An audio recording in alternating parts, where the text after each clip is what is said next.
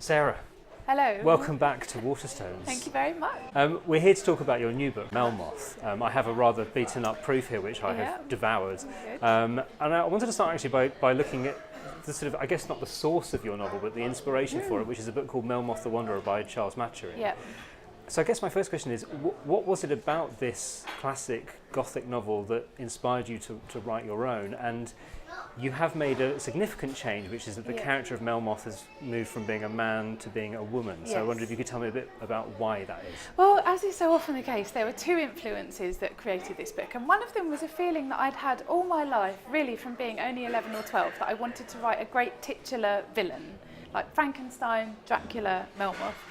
But I felt really aggrieved, even as a child, that none of the great villains were women. So I determined very early on, long before I was published or had written anything, that I would write a great woman monster. Yeah. And then I read Charles Robert Maturin's book in about 2007, 2008, so around 10 years ago. And it was without exception the most horrifying thing I've ever read. There were parts of it that were so frightening I put my hand over the page. Yeah. It is absolutely baroque in its horrors and its terrors. And it draws on the legend of the Wandering Jew, which is a legend that's been around for hundreds and hundreds of years all over Europe, of a damned man wandering the earth, making penance for his sins until Christ comes back. Maturin riffed on it in Melmoth the Wanderer and created someone who has sold his soul to the devil. And I thought, why don't I draw on that but turn my Melmoth into a woman? And then I delayed it for a long time, thinking, can't you come up with your own idea for a book? And then a friend of mine pointed out to me that the tradition of intertextuality is a very long and grand one, that Stoker didn't invent vampires, that Dr. Polidori did it before Bram Stoker did. King Lear was not invented by Shakespeare. So that liberated me to think, right, I'm going to steal Melmoth and I will make her a woman. And a very terrifying woman she is. I'm so glad you say so. Well, I think a bit like some of those classic movies, actually, where the thing is scary because you can't see it, or you can't quite see it. Yes. So I was thinking of things like Jaws or Alien. You know, it's you know that there's this thing, but you're not quite sure. Jaws is one of my favourite films, and I've watched it lots, which readers of The Essex Serpent perhaps won't be surprised to hear. And yeah, Jaws is terrifying, right up to the moment you see the fiberglass jaws of the monster itself. And so I'm really interested in how we build our own terror around rumour, and we flesh out the bones of these monsters with our own desires and our own fears, and that's what my book does, I think. I'm hoping that it makes the reader scared in their own particular way, and that some people will be scared because of something they did, and someone else will be scared because of something they saw, and that it will be different for everybody. Well, so the unique thing about Melmoth is that it's the legend draws on this idea of her knowing the thing about which you feel most guilt. That's right. She has been watching, she has seen everything. Yeah. And of course, if you think that somebody knows your darkest secret, that is absolutely terrifying. Yeah, it's true. And a part of that came about of a sort of political consciousness, because around the time I was thinking about how to frame the novel and what my monster would do, I didn't want her to just be a wanderer. I wanted her to be something else, to have a particular thing that set her apart from other iterations of the Melmoth character. And around about that time, the refugee crisis was at its height.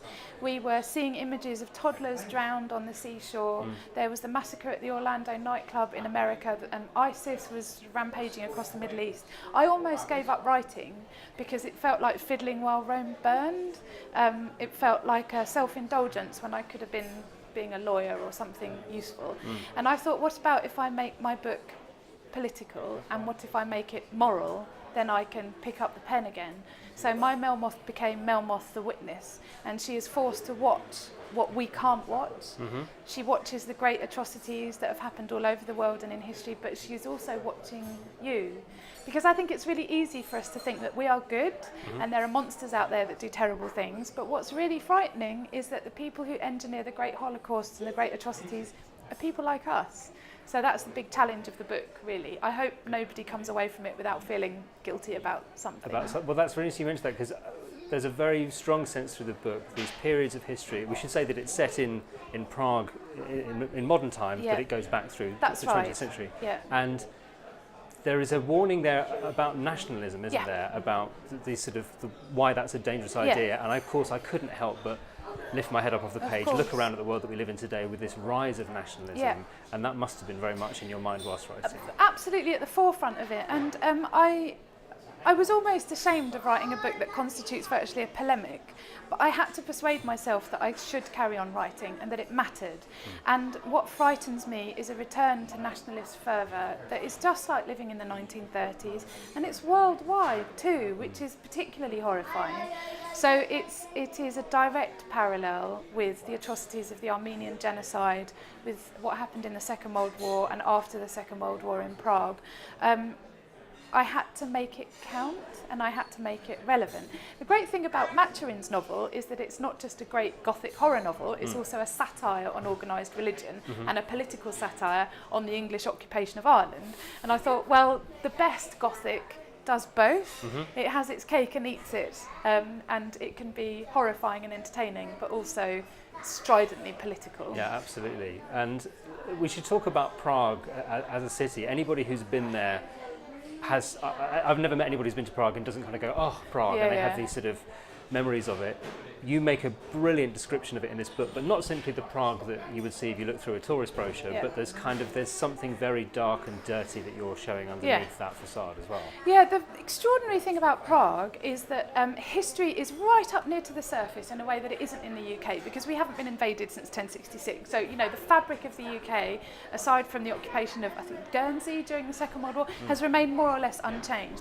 Whereas in Prague, the borders have been changing on and off for hundreds of years as it passed from various empires, was trimmed and enlarged after various wars. The Moldau, the river Moldau, is now called the Vltava after they resurrected the Czech language in the sort of 1850s. And there's something there that is very active. There's a feeling that history is not dead, but that even the road signs are sort of evocative of great upheavals having been very recent. And there's a brief allusion to something that happens on certain days of the month when they test the sirens that were used during the communist era to make sure that everybody could hear government broadcasts and any warnings about nuclear war. And those are used every month in this awful kind of blood-curdling shriek that goes out across the river. And it's as if communist history is so near the surface that you can look up and see those speakers. So it was a very different experience for me, and it made me want to write about historical periods. As you say, there's several periods in it, in a really visceral way, not in a distant way, but as if it's something that could happen tomorrow, because it's so comforting to think that we could never have another genocide like that. Nothing that bad could ever happen again. We all know, sadly, that that's not the case. Okay, so you also mentioned organised religion, and I wanted to touch on one of the most terrifying aspects for me in the book is this idea that there is no forgiveness for for your past actions and the things that you feel guilty of. Of course, we know that in the Catholic religion, you go to confession, you confess your sins, everything's fine, and carry on with life. But I suppose it's a very Protestant thing to not have forgiveness like that and have to atone or to deal with that. And that I found almost the most terrifying thing about the whole book. Yeah, I think that you're right. That does come from my Protestant upbringing and my belief in original sin, as I did have for years and years and years, which is now transformed into something very different. But the remnants of my belief in original sin is my total lack of surprise when people do terrible things, and my belief that we're all capable of it. So, you know, I've never been able to distinguish between the bad and the good. As far as I'm concerned, we're all equally capable of terrible, terrible flaws and failings. And that redemption and grace is a matter of something very personal. It's not going to be handed to you by somebody. It's a sort of an inner working that you have to make for yourself. So Melmoth offers people this choice to just run away. And the question is, will they believe that they can find redemption or will they not? But I have wondered where the theology is in the book, because it won't stand up to any real scrutiny, because there is an absence of a God figure, actually, and there is an absence of a redeemer. So it frightens me from that point of view. You know, where does your guilt go? If you don't go with Melmoth, how do you atone if you're just as broken and as frail as she always said you were? So it's not a very cheerful book, is it?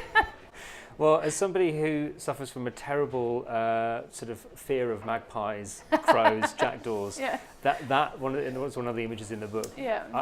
I'm not sure I'm ever actually going to recover from this. Just, every time I see those birds, I'm going to worry. I'm so pleased. No, thank you. But no, it was a terrifying read, but also very entertaining as well. And as I say, it is fiercely political. There's a lot in there. So thank you for creating such a richly textured book. Thank you very much.